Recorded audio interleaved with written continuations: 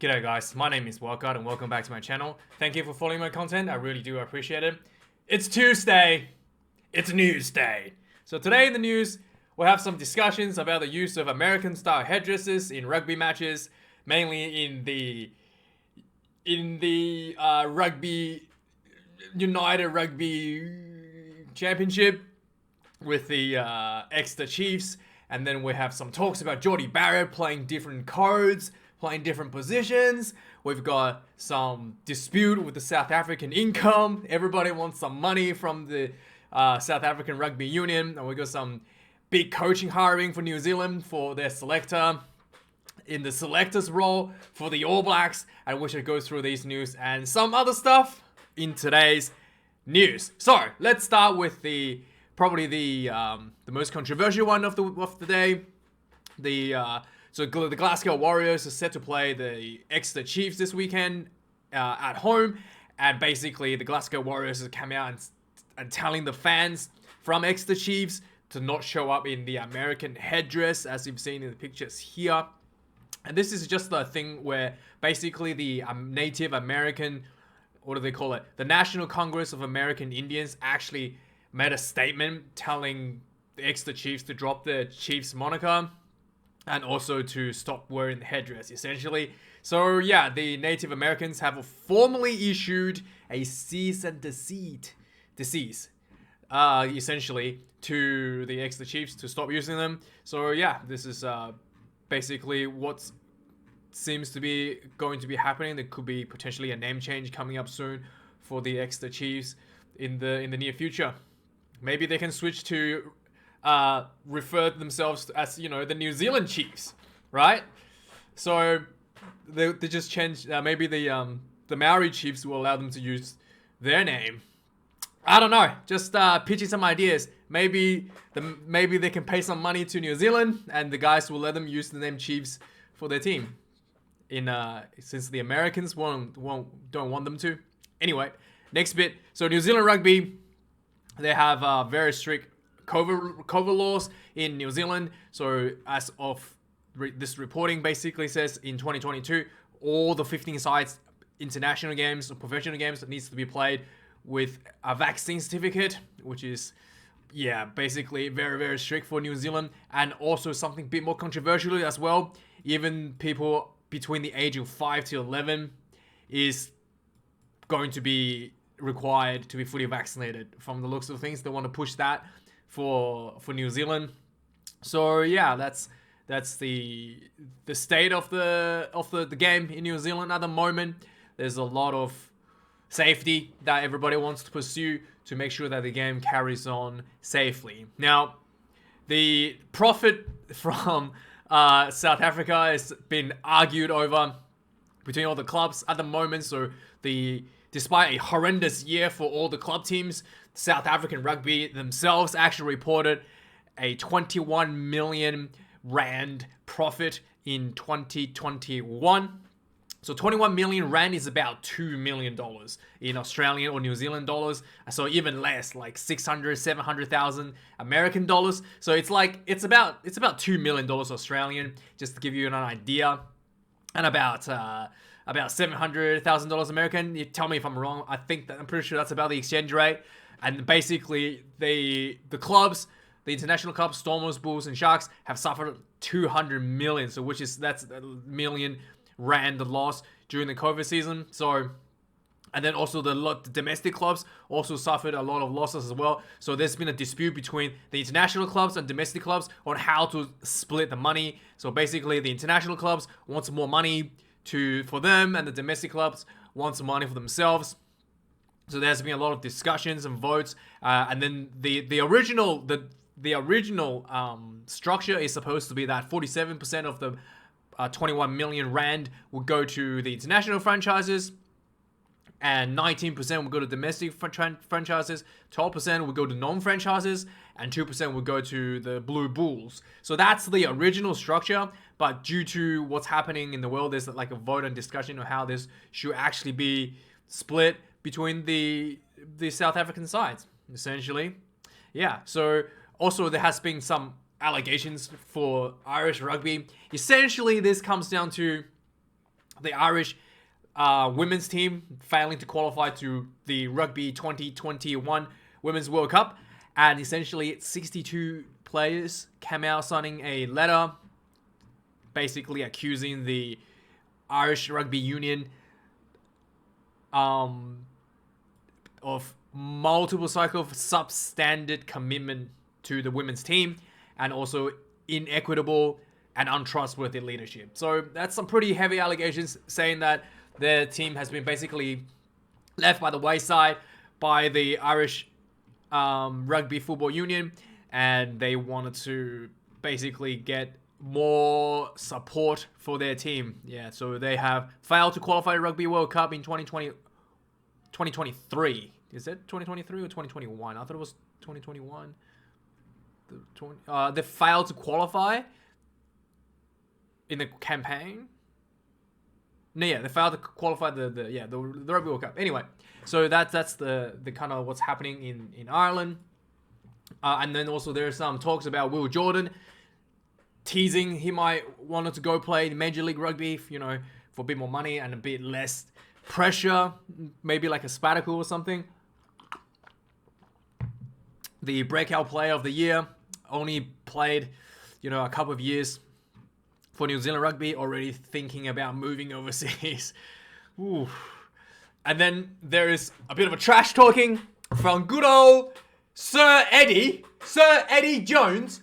He's doing a bit of trash talking. So he had an interview with Brian Moore, essentially, and then he did say that he'd take responsibility for losing to South Africa in 2019, and he's a little bit salty about losing. And then he basically said threw the Springboks under the bus, saying that the team is too old for 2023. He basically mentioned that players like Duan Vermeulen will be 37, and then many other players are looking like they're gonna be in their early 30s, late in their career sort of players. Villy Leroux, 32 already, so he's gonna be 34, and Francois Steyn, 36 he's going to be, and even the key players like Sia Khaleesi is going to be 32, Ibn Isabeth going to be 32, Nyake, the World Cup winning tight head, he's going to be 34.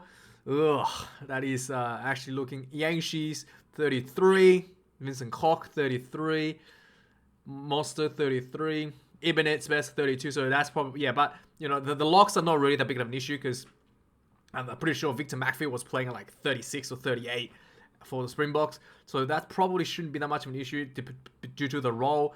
But I think probably the biggest issue for them is the fullback position. So Steyn 34, Leroux 32, both of them are going to be like late in their careers when the World Cup comes around in that 15th spot. So yeah, let me know your thoughts on your team, guys. I thought maybe is it time for the Springboks to shuffle up their team and bring in some more younger players to try to, or should they still push for the Rugby World Cup as they have planned with this team for 2023? Let me know your thoughts in the comments down below. So more big names came out and talked about the switching sides to play the country of their origin. So Laumape came out, the former All Blacks, come out and talk about switching to play for Tonga. He has left New Zealand basically in 2021 after playing for after playing Super Rugby for the Hurricanes, and he's in Europe now. So he will be qualified to play for Tonga in 3 years. So I think that he may be just good enough to just be qualified to play for Tonga for the Rugby World Cup in 2023. Maybe depends on like his contract, because he did not play for the All Blacks this year. He did play last year, I think. So if you count 2021, 22, 23, he might just be enough to be considered for the Tongan team for 2023. But we shall see. But this will be a pretty huge addition, again, in that center position for the Tongan team.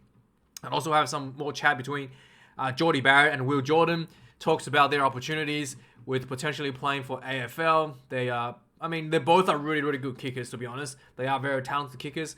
I think it'd be a shame to see them go to play AFL, honestly, because AFL is yeah, playing for the All Blacks is much more prestigious than playing in the AFL, to be fair. Anyway, Jordie Barrett, this is something that some of you guys actually mentioned in the comments. Had a chat about playing centre at number 12. Apparently he played number 12 when he was a kid, and he's only put in the fullback position since he started playing for professionally in the club teams and the national teams, and he wants to play 12 again. And he, for me, I do think that the All Blacks 12 is like a big issue for them at the moment. No one has been really stepped up to claim that number 12 jersey. So Jordie Barrett at 12. I mean, they are pretty stacked number 15 for the All Blacks. There's, D-Mac, and then you have, Will Jordan could go to fullback. And then you have Beauden Barrett could potentially for fullback if they wanted to play Richie Wong at 10. So there's so many options at fullbacks for the All Blacks, despite the fact that Jordie Barrett is the best fullback for the All Blacks, and potentially, in my opinion, probably the most consistent fullback in the world, maybe even the best fullback in the world getting there. So I thought it'd be a shame for him to just go to 12. I'm just not sure. He had to play 12 for the All Blacks like one time or something, or maybe a couple times. But I thought, I feel like it's something that they can try, but I feel like it's a bit of a waste of his talent, like especially with his kicking talents. At 12, they're not going to be able to give it. He's not going to be able to kick that much, and his big boot and he's so good under the high ball. I just feel like it's a bit of a waste of his talent at 12. But we shall see. Maybe Fozzie will try him at 12, because there is a big issue at 12 that they desperately want to find a more suitable player for that position, to be fair. And then Antoine Dupont was named the Player of the Year by World Rugby, beating Hooper, Mario Itoje, and Samuel Kurevi. I thought, he was very, very impressive. But in terms of Player of the Year, I mean, he is the most impressive Player of the Year, like in terms of like the way he's like most skillful. But Player of the Year, I actually thought maybe Itzebeth.